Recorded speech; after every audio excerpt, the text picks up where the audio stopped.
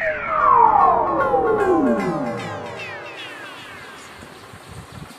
आइए आज के क्लास में हम लोग जानते हैं चिन्ह परिपाटी। चिन्ह परिपाटी क्या होता है? तो जैसे आप लोग पढ़े थे ज्योमेट्री में, कार्तीय तल में आप लोग चिन्ह कैसे अंकित करते थे कि ये अगर ये कोई तल है और इसमें हम लोग एक्स अक्ष खींचते हैं और वाई अक्ष खींचते हैं, ये वाई अक्ष है और ये एक्स अक्ष है, तो यहाँ पर आप लोग निर्देशांक का प्रयोग करते थे जिसके लिए चिन्ह होता था। तो यहाँ पर कैसे ये मूल बिंदु हो गया, क्या हो जाता है यहाँ मूल बिंदु। मूल बिंदु के दाईं तरफ आप कौन सा चिन्ह लेते हैं? तो इधर आप धनात्मक, इधर जो भी दूरी नापी जाएगी क्या होगा? धनात्मक।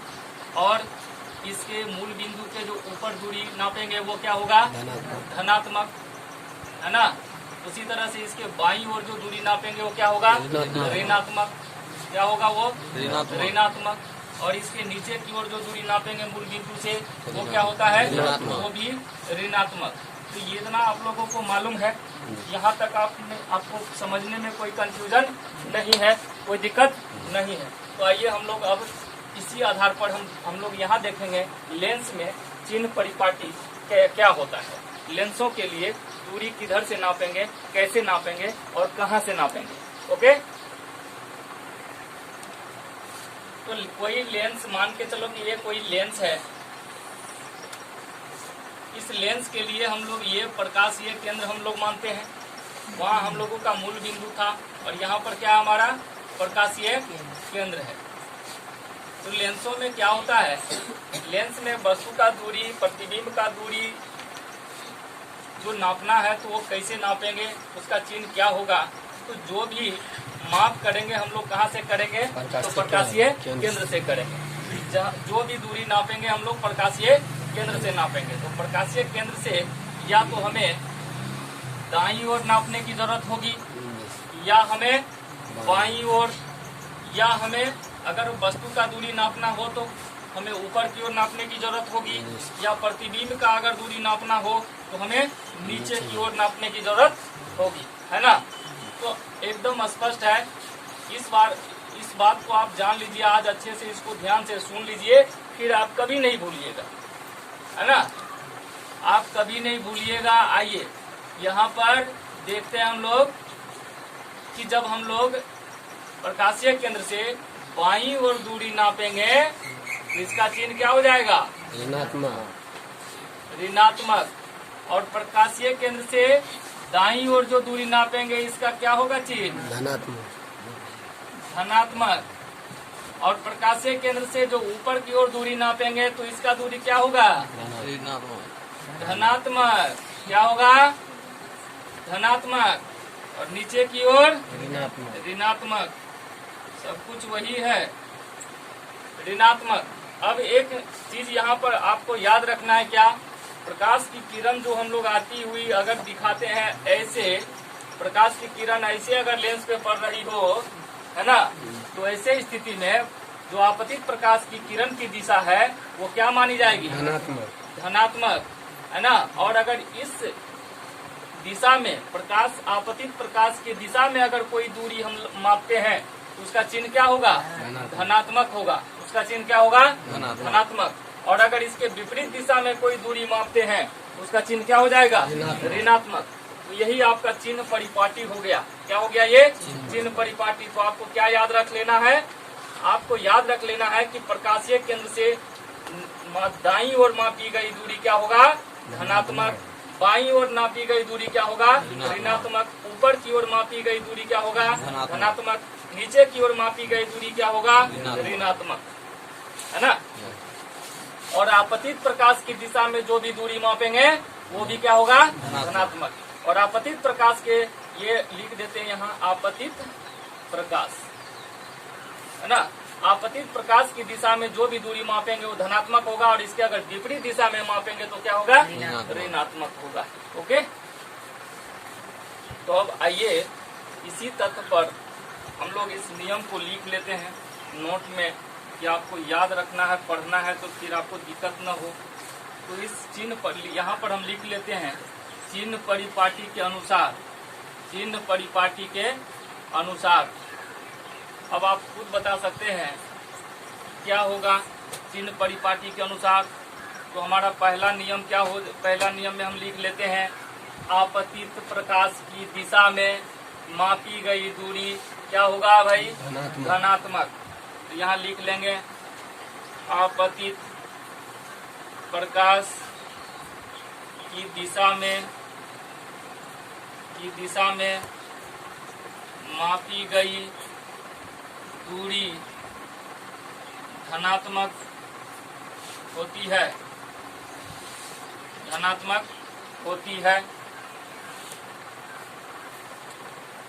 और दूसरा नंबर हमारा क्या है, आपतित प्रकाश के विपरीत दिशा में मापी गई दूरी ऋणात्मक होती है। जो आपतित प्रकाश की दिशा में मापेंगे वो धनात्मक, और इसके विपरीत जो नापेंगे तो ऋणात्मक। ओके। तीसरा में आइए कि सभी दूरियां कहाँ से मापेंगे, लेंस के प्रकाशीय केंद्र से मापी जाती है। जो भी दूरी मापेंगे यही प्रकाशीय केंद्र है। यहाँ से हम बाईं नाप सकते हैं, यहाँ से दाईं नाप सकते हैं, यहाँ से ऊपर, यहाँ से नीचे। ये प्रकाशीय केंद्र से ही माप होगा। अब आइए चौथा क्या कह रहा है कि प्रधान अक्ष के लंबवत ये जो प्रधान अक्ष है इसके अगर ऊपर नापेंगे या नीचे नापेंगे, सीधा ऊपर या सीधा नीचे, तो लंबवत ऊपर की ओर जो दूरी मापेंगे तो क्या होगा, धनात्मक। और प्रधान अक्ष के जो लंबवत नीचे की ओर दूरी मापेंगे वो क्या हो जाएगा, ऋणात्मक। तो यही चीज आपको याद रखना है चिन्ह परिपाटी के अनुसार।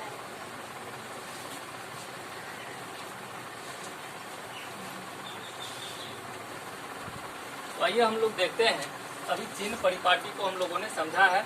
तो चिन्ह परिपाटी के अनुसार उत्तल लेंस एवं अवतल लेंस की विभिन्न दूरियों का चिन्ह विश्लेषण करते हैं। चिन्ह विश्लेषण क्या होगा, तो अब हम ये दो लेंस यहाँ पर रखे हैं, एक उत्तल लेंस है और एक अवतल लेंस है। हम लोग जानते हैं कि उत्तल लेंस हो या अवतल लेंस हो, वस्तु को कहाँ रखते हैं हम लोग, लेंस के बाईं तरफ रखते हैं। हमने यहाँ पर एक वस्तु को लेंस के बाईं तरफ रखा है और यहाँ उत्तल लेंस में भी इसके सामने एक वस्तु को रखा है। अब बताइए कि लेंस, ये वस्तु को लेंस के जो बीच दूरी है इस दूरी को किधर से नापेंगे। तो हमने चिन्ह परिपाटी में पढ़ा है कि जो भी दूरी मापेंगे हम लोग प्रकाशीय केंद्र से मापेंगे। तो ये प्रकाशीय केंद्र से मापेंगे तो हमें इधर की ओर बढ़ना पड़ेगा।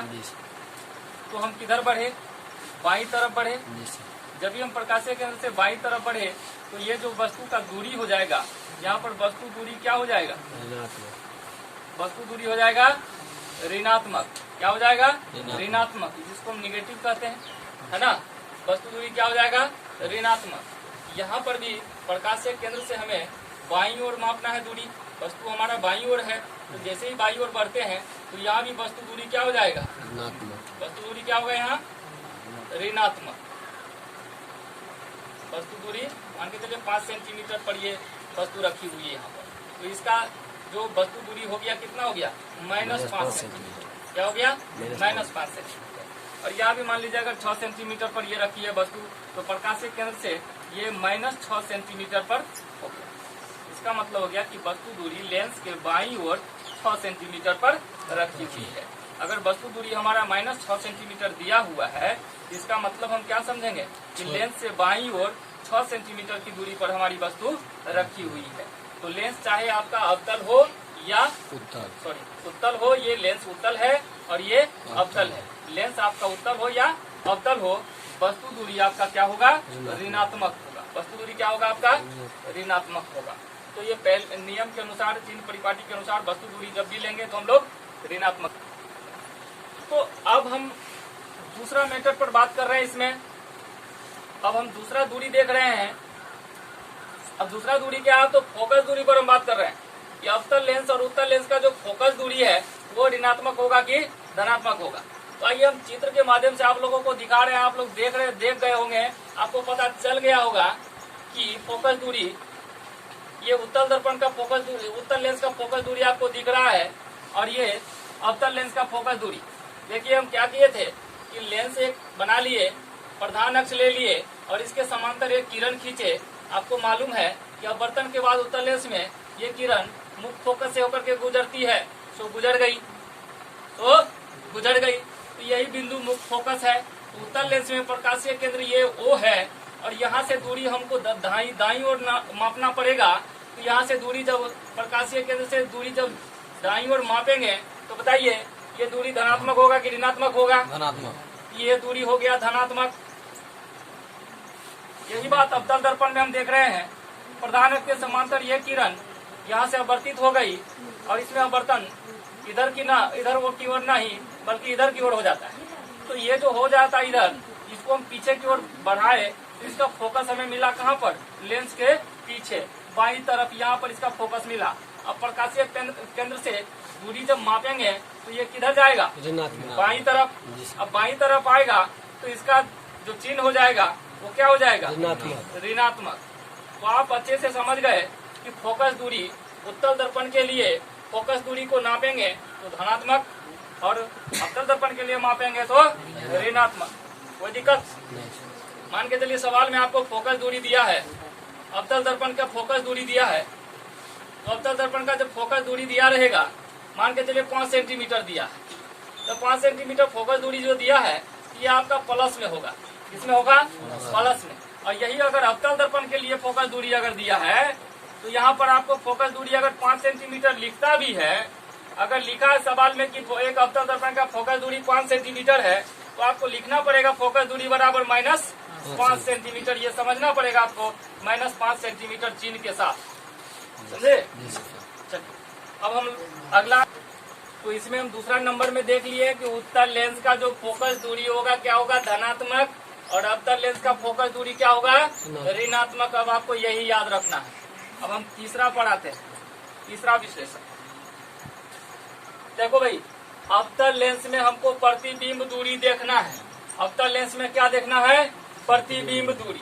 तो प्रतिबिंब दूरी एकदम फिक्स है अवतल दर्पण में कि अवतल दर्पण में वस्तु बाईं ओर हम कहीं भी रखें, लेंस के बाईं ओर अनंत तक में कहीं भी रखें, वस्तु का प्रतिबिंब सीधा बनेगा, आभासी बनेगा और उसी ओर बनता है जिस ओर वस्तु रखा रहता है। बाईं ओर रखते हैं तो बाईं ओर ही हमारा प्रतिबिंब बनता रहेगा। ठीक है? इसीलिए प्रकाशीय केंद्र से जब भी हमको वस्तु दूरी प्रतिबिंब दूरी लेना पड़ेगा तो हमको किधर जाना पड़ेगा बाबा? किधर जाना पड़ेगा? बाईं ओर। तो बाईं ओर जाएंगे तो ये क्या होगा? ऋणात्मक। इसीलिए फिक्स है अवतल दर्पण के लिए तीसरा नंबर में लिखेंगे कि अवतल लेंस में प्रतिबिंब दूरी ऋणात्मक होती है। अवतल लेंस में प्रतिबिंब दूरी क्या होती है? ऋणात्मक होती है। यहाँ हम लोग देखेंगे उत्तल लेंस में आभासी प्रतिबिंब जो होगा क्या होगा? ऋणात्मक होगा। एक चित्र से आपको हम दिखा रहे हैं, यहाँ पर एक आभासी प्रतिबिंब हम यहाँ बनाए हुए हैं। तो इस स्थिति में देखो कि जिस ओर हमारा वस्तु रखा हुआ उसी ओर पीछे हमारा क्या बन रहा है? प्रतिबिंब बन रहा है। तो ये प्रकाशीय केंद्र से अगर हम प्रतिबिंब दूरी निकालेंगे तो क्या हो जाएगा? ये बाईं ओर आएंगे तो क्या हो जाएगा? ऋणात्मक आएगा। क्या होगा? ये ऋणात्मक होगा। और यहाँ देखिए, यहाँ पर हम वास्तविक प्रतिबिंब बनाए हुए हैं। वास्तविक प्रतिबिंब स्थिति में ये वास्तविक प्रतिबिंब जब भी बनेगा तो ये प्रकाशीय केंद्र से लेंस के दाईं तरफ बनेगा। और जब प्रकाशीय केंद्र से हम दाईं ओर चलेंगे तो दूरी क्या हो जाएगा? धनात्मक होगा। तो आप समझ गए, यहाँ पर उत्तल लेंस में अगर प्रतिबिंब आभासी हो तो प्रतिबिंब दूरी ऋणात्मक लेना है, और अगर प्रतिबिंब वास्तविक हो तो प्रतिबिंब दूरी हमें क्या लेना है? धनात्मक लेना है। तो प्यारे बच्चों, हम लोग अच्छे से समझे हैं चिन्ह परिपाटी को। हम उम्मीद करते हैं कि आपको किसी भी तरह का तकलीफ इसमें नहीं रहा होगा। सवाल बनाने में, न्यूमेरिकल सवाल जब आप हल करेंगे तो उसमें आपको किसी तरह का प्रॉब्लम चिन्ह के हिसाब से नहीं आएगा। Okay, thank you.